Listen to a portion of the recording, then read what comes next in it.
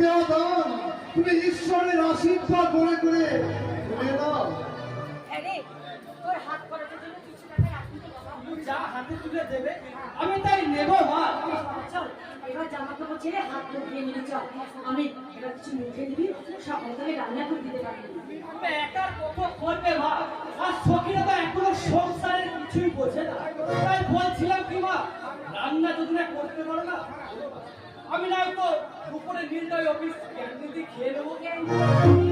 আমি চিকে ওঠার পর চল হাত মুখ ধুয়ে। ও জানো মা, আজ আমাদের অফিসে মিস্টার মুখার্জি বাবু মানে যিনি তোর খোঁজ খবর নেন, মানে বাড়িতে কে কে আছে এসব জিজ্ঞাসা করেন।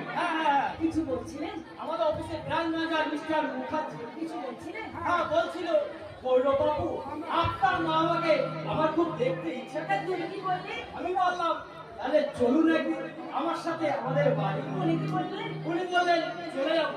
হঠাৎ থেকে ঠিক একদিন চলে যাবো। আচ্ছা আসুন না তোদের ম্যানেজার বাবু, দেখবি ওনার চলতে আসতে কোনো ত্রুটি হবে না। আমাকে খেতে দিয়েছি।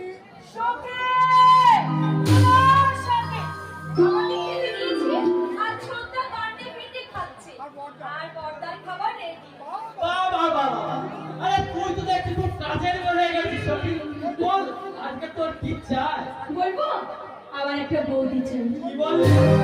বলছি মা তো সারা জীবন সমানে খেটেই মরেছে, অসুখ বিসুখ না হলে মায়ের বিশ্রাম হয় না। তাই বলছি মাকে সাহায্য করার জন্য এবার তুমি বিয়ে করে দাদা। আরে তোর কি মাথা খারাপ হয়ে গেছে সখী? তোর বিয়ে না দিয়ে আমি করব বিয়ে? আরে এটা তুই ভাবলি কি করে? শোনো শোনো, আমার বিয়ে ছিল তোমাকে করতে হবে না। তার মানে মানে কেস জন্ডিস, ক্রমশ প্রকাশ্য। ছোটদা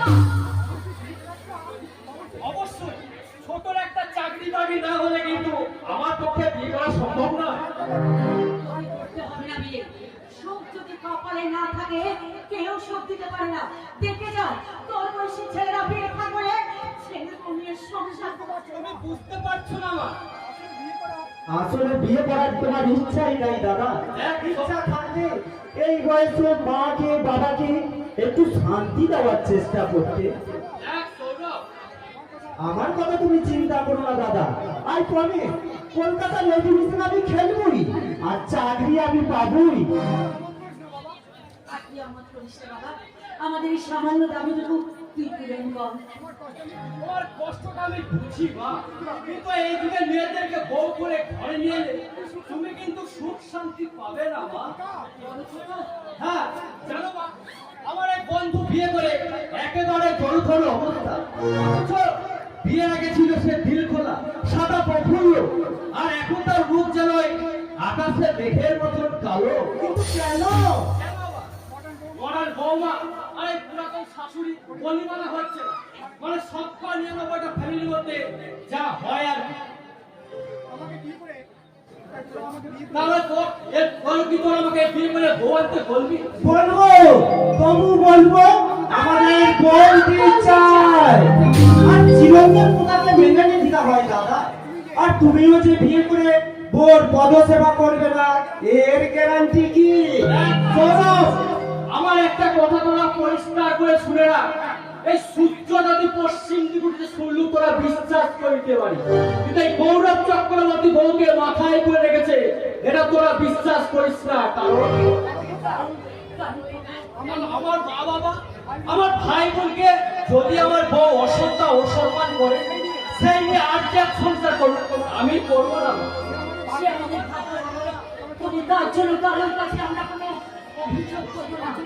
আচলে চোখে জল মুছে ভাববো সবই আমাদের অদৃষ্টের দোষ, ভাগ্যের দোষ। না আর কোনো চিন্তা নেই, সন্তানের সঙ্গেই বাবার আসলো। সেই জীবনটা একটু নাতি নাতনি আমাদের একটু শান্তিতে বাস করতে তুই আর অবাক করিস না বাবা। আমি এ মাসের মধ্যে একটা লক্ষ্মী প্রতিমার মতন বৌমা লক্ষ্মী বাবা। সখী শোনো, তোর মাকে একটু বুঝিয়ে বল।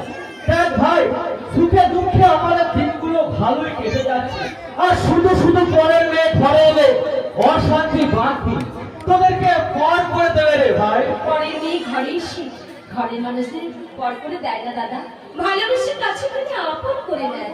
কল্পনা বাস্তব কিন্তু এক নয়, সময়েও কিন্তু সমান নয় দাদা।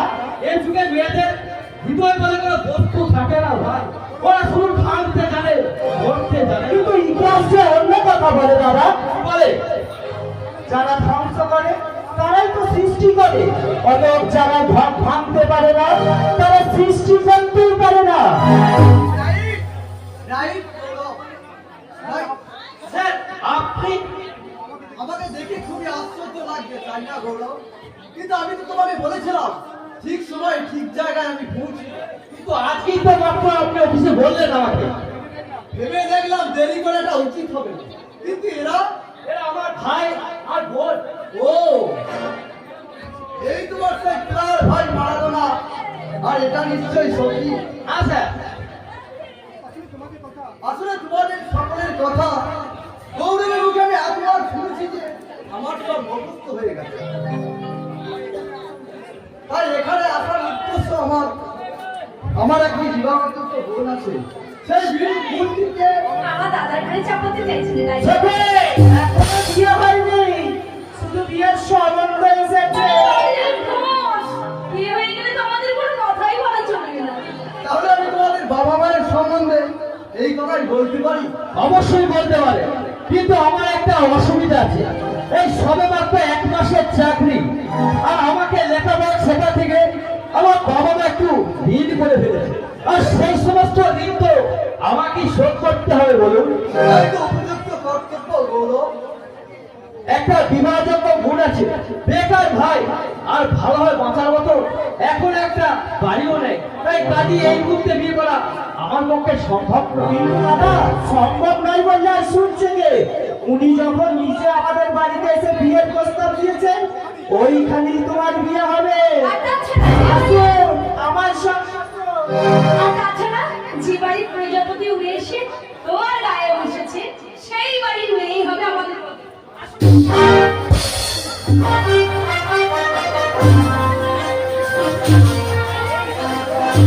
শোন গরিব দাদা, আমার বোন পিয়ালি মেয়েটা মুখি খারাপ না, আদর্শ শিক্ষায় শিক্ষিতা। তাই ওকে তুমি বিয়ে করলে সুখী হবে গৌরব।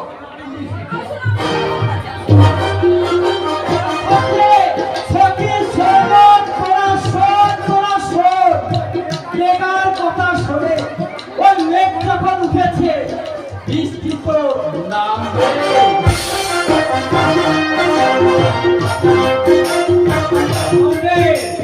অযোধ্যায় বৃষ্টি নামবে, খরা শ্রাবণ ঘন কালবে, শুধু গম্ভীর গর্জনে বৃষ্টি নামবে। বুক কাঁপানো বিদ্যুতের ঝলকানি দিয়ে বৃষ্টি নামবে। এক এক ফোঁটা বৃষ্টি থেকে সৃষ্টি হবে নদী, সাগর আর সমুদ্র। সব ধুয়ে মুছে সাফ হয়ে যাবে এই অভিশপ্ত মানুষের চোখের লালসা আর পাপ।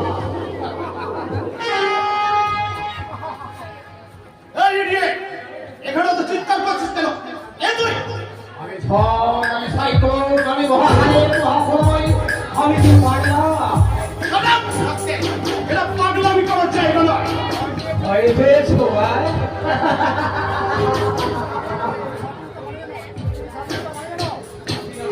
জানো স্বাধীনতাকে দেখেছো তুমি কোনোদিন? ওসব দেখার সময় আমাদের নেই।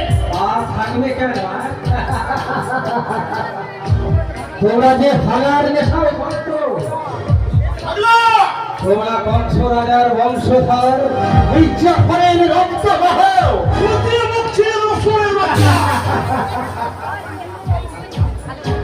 তা তো দিবি গো বাবু, নইলে মায়ের ভাই বেরি ফরাবে কেমন করে, ভাইয়ের হাতে শিকল ফরাবে কেমন করে, আপনাদের ইজ্জত নষ্ট করবে কেমন করে। আমি তোমাদের শেষবারের মতো সাবধান করে দিচ্ছি, তোরা খনির দুঃশাসনের ধন, তোরা আবার যদি আমার মায়ের ভাই বেরি ফরাতে চাস, তোদের সব কটাকে আমি গুলি করে মারবো। তারপর তোদের মৃত্যুদের পাহাড়ে দাঁড়িয়ে কাথই কাথই করে নাচবো।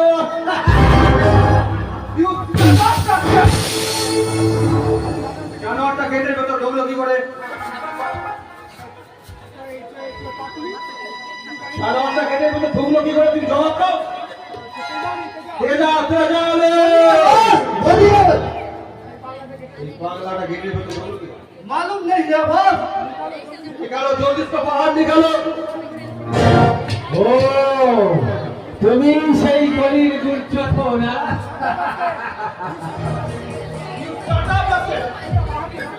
तेजा चाबुक मार के हाथ से उसको बाहर निकालो जल्दी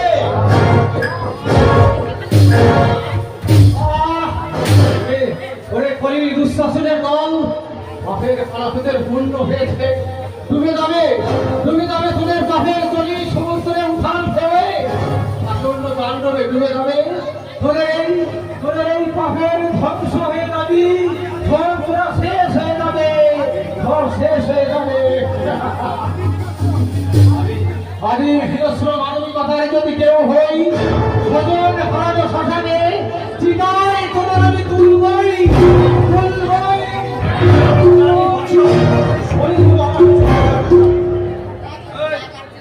তোমার কাজ হবে না সুইজারল্যান্ডের কোম্পানি অর্ডার দিচ্ছে আশা করছি 1 মাসের মধ্যে মেশিনটা এসে যাবে কত টাকা অ্যাডভান্স দিয়েছো পুরো 50,000 টাকা কত টাকা নোট ছাপা যাবে 500 টাকা নোট ছাপা হবে কাগজ দিয়ে চপড়ায় দেবে অফিস মাস্টার এক গোপন সংস্থা আরে তুমি এখন যেতে পারো ইমেল বানাও কিন্তু আমার টাকাটা পেয়ে যাবে চিন্তা করো না মাল পৌঁছালে সঙ্গে সঙ্গে তুমি তোমার টাকা পেয়ে যাবে তবে হ্যাঁ করো কথা যদি পারো তাহলে আমার ম্যানেজারের সঙ্গে দেখা করে নেবে নতুন কাজের সন্ধান পেলেও পেতে পারো এই আর হবে বাই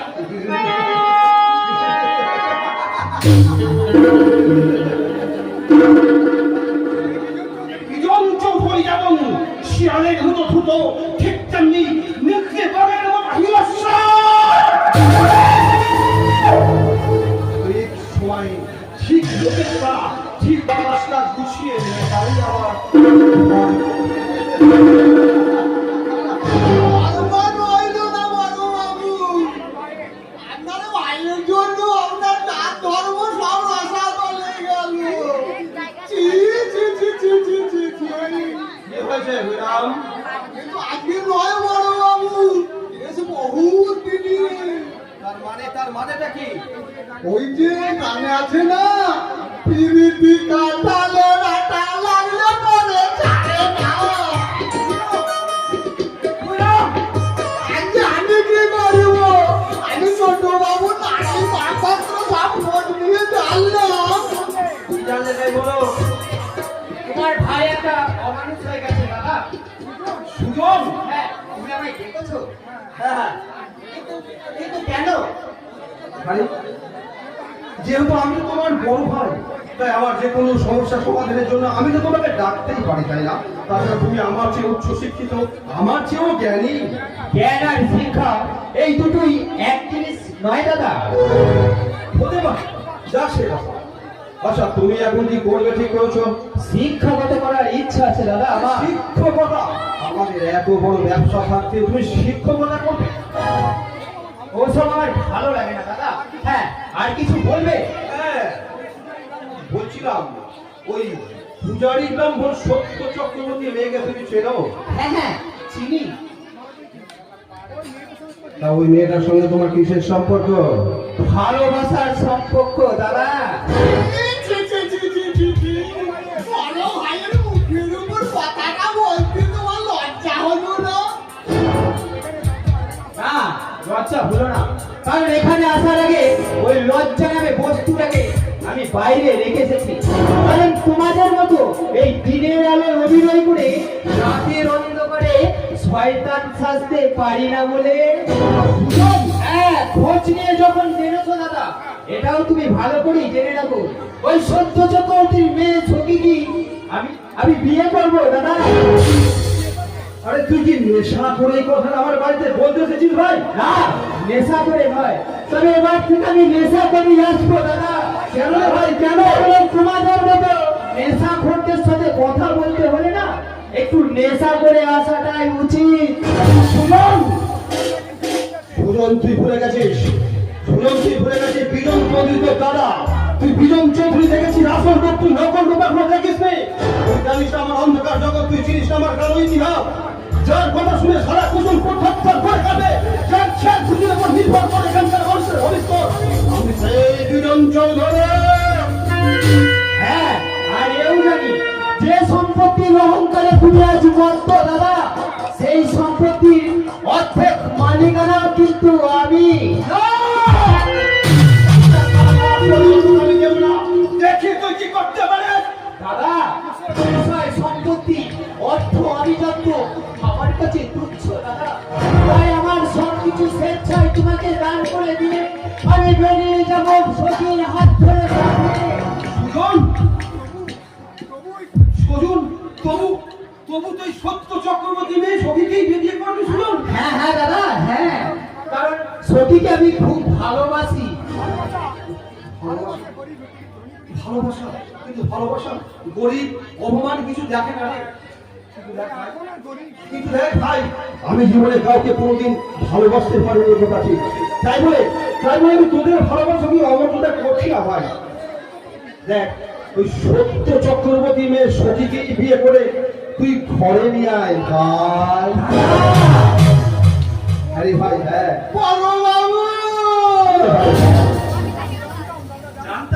জানতাম দাদা, তুমি এত নিষ্ঠুর, এত নির্দয় হতে পারো না দাদা। পারতাম রে ভাই, পারতাম, যদি তুই আমার নিজের ভাই না হয় অন্য কেউ হতিস। দাদা, তোমার কথা আমি মাথা পেতে নিলাম দাদা, তুমি আবার প্রমাণ করে দিলে দাদা, ভাই যতই শত্রু হোক তবু সে ভাই, ভাই কখনো শত্রু হতে পারে না দাদা, শত্রু হতে পারে না, শত্রু হতে পারে না। এটা তোমার ওই মোটা মাথায় খুব বেড়া বেড়া, এটা অত্যন্ত জটিল বৈষয়িক ব্যাপার, যাকে বলে অতি চালাকের গলায় দড়ি।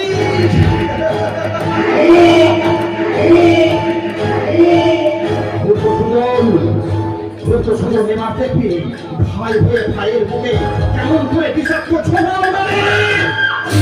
দুনিয়া থেকে বিদায়।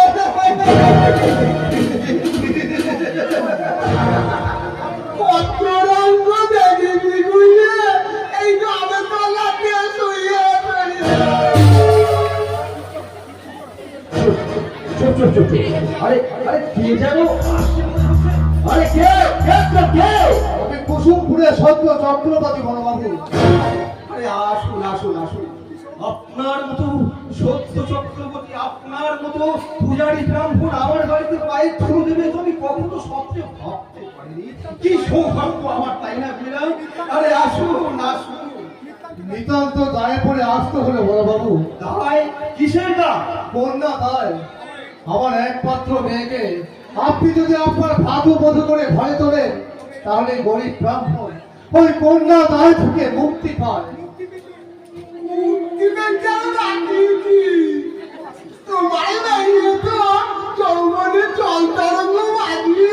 ছোট বাবুর মাথাটা অনেকদিন আগে দিয়ে দিয়েছে। বাবু, শুনলাম আপনার বড় ছেলে নাকি ব্যাংকে চাকরি পেয়েছে। হ্যাঁ বাবু, ঈশ্বরের কৃপায় ছেলেটা আমার চাকরি পেয়েছে। শুনুন, যদি উপযুক্ত বরপট আপনি দিতে পারেন তাহলে আপনার এই চৌধুরী বাড়ি বউ হয়ে আসতে পারে, কেমন? আমি যথাসাধ্য চেষ্টা করবো বড়বাবু।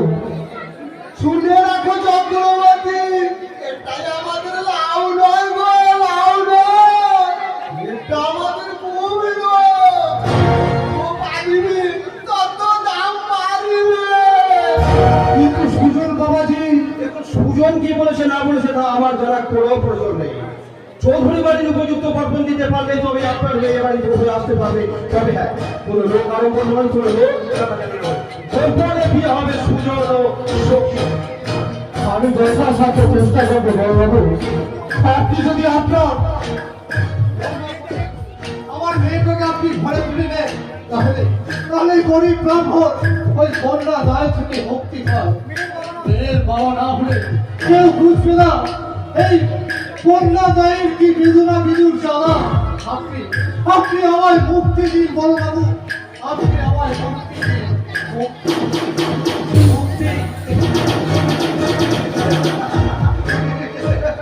মুক্তি না, আমার কাজ শেষ করে এবার তুমি তোমার কাজ শুরু করো। কাল সকালে তুমি সুজনকে কলকাতা পাঠিয়ে দাও আমার ব্যবসার জরুরি কাজে। ওই সুজনটা কলকাতা থেকে বাড়ি ফিরে এসে দেখবে পাখি পুরো দিকে উড়ে গেছে।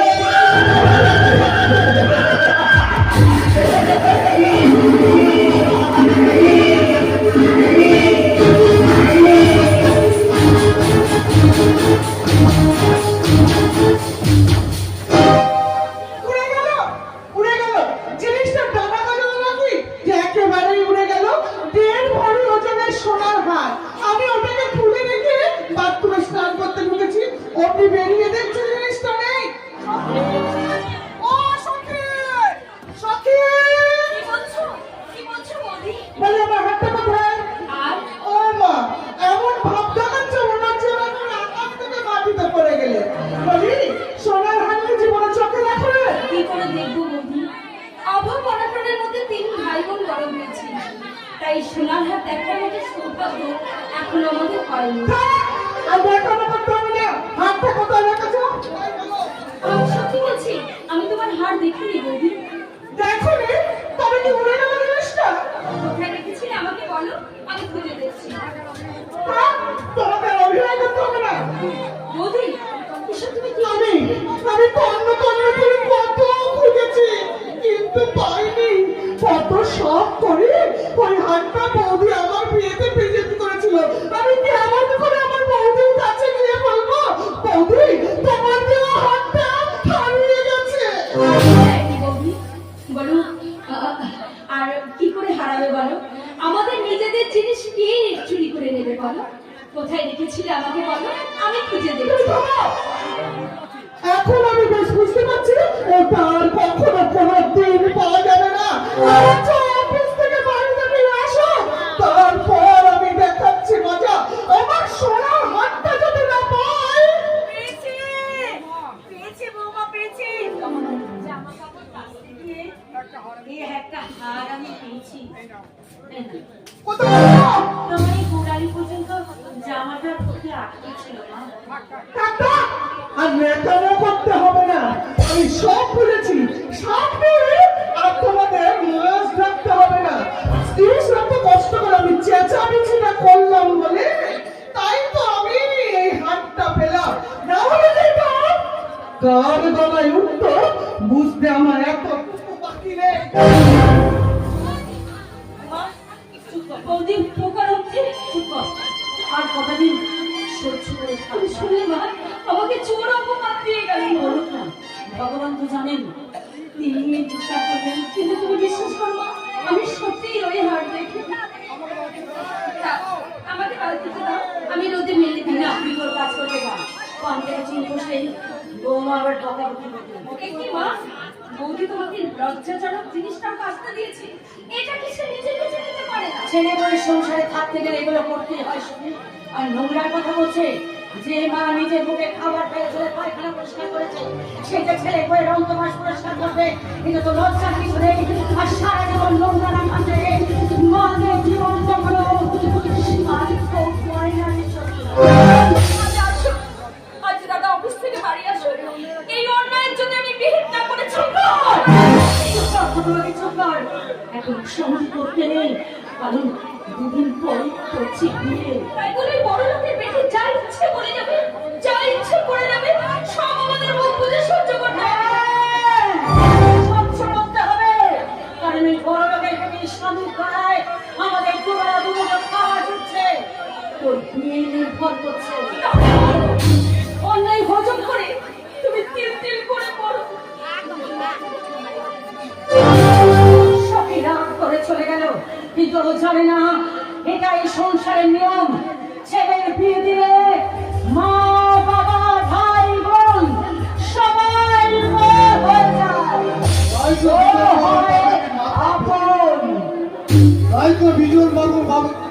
মাথা পেতে দিয়েছি।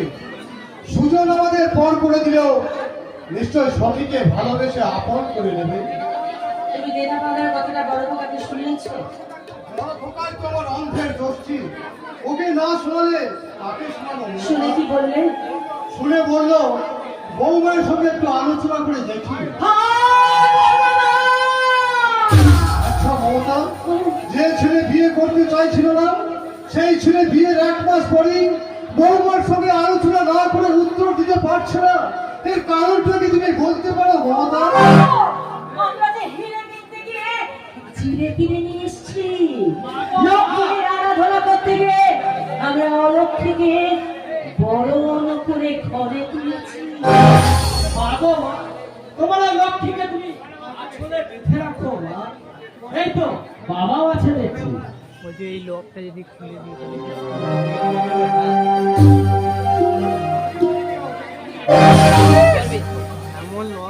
এরপর টাকা তুমি দিলে কেন? ওটাও ভাইয়ের হাতে দাও। এটা আজকে থেকে আমার কাছেই থাকবে। তোমার গাড়ির আনকালচার হেয়ারে কিন্তু বাবা মা যে দুঃখ পাবে। এতে দুঃখ পাওয়ার কি আছে? যার টাকা তার কাছেই তো থাকা উচিত থাকে।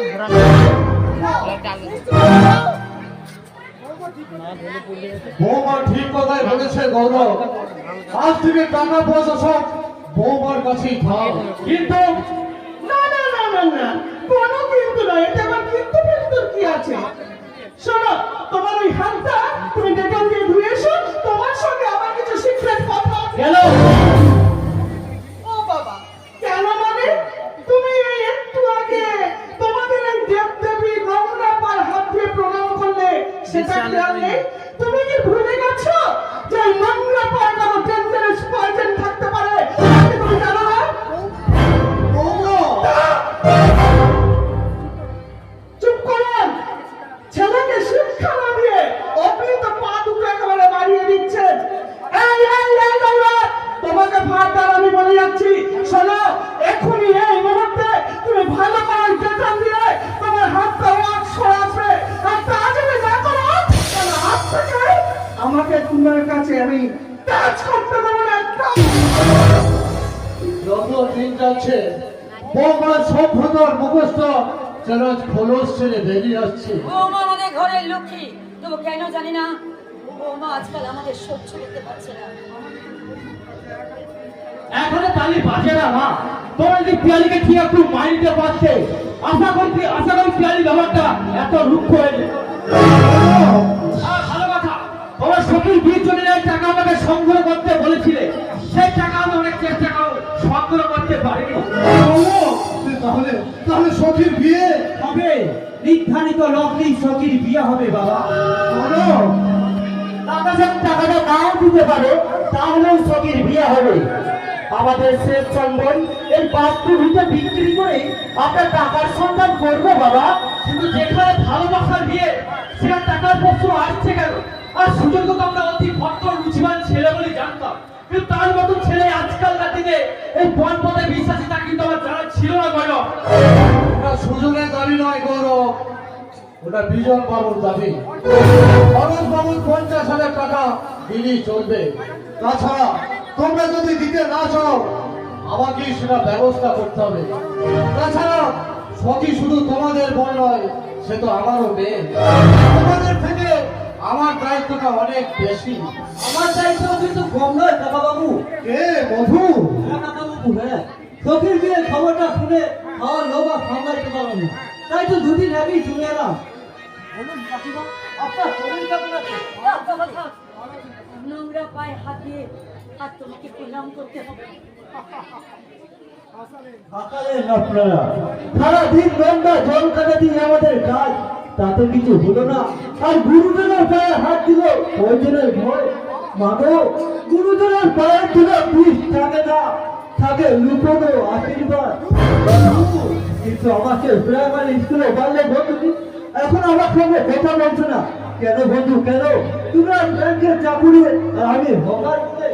মধু বড় জনে বেশি কথা বলে তাকে বলে বাঁচাও, আচ্ছা, বাঁচাও। বাচ্চার বলি তো আমার বন্ধুকে করতে দিয়ে তোরা না করার জন্য রোজে ছোট্ট হাতটা মাস্টারের বেঁধে নিচে বেঁধে দিতাম। বাচ্চার বলি তো জীবন তুচ্ছ করে দিদির মাঝখান থেকে বড্ড মুখ তুলে দিতাম। বাচ্চার বলি তো আরে থাক থাক, যথেষ্ট হয়েছে মা। কাজটা কিন্তু তুমি ঠিক করলে না। একটা বাইরের ছেলে কিন্তু আমাকে অপমানটা না করাইলে পারতে। এরপরে আশা করি সখীর বিলে থাকা আমার কোনো প্রয়োজন হবে না।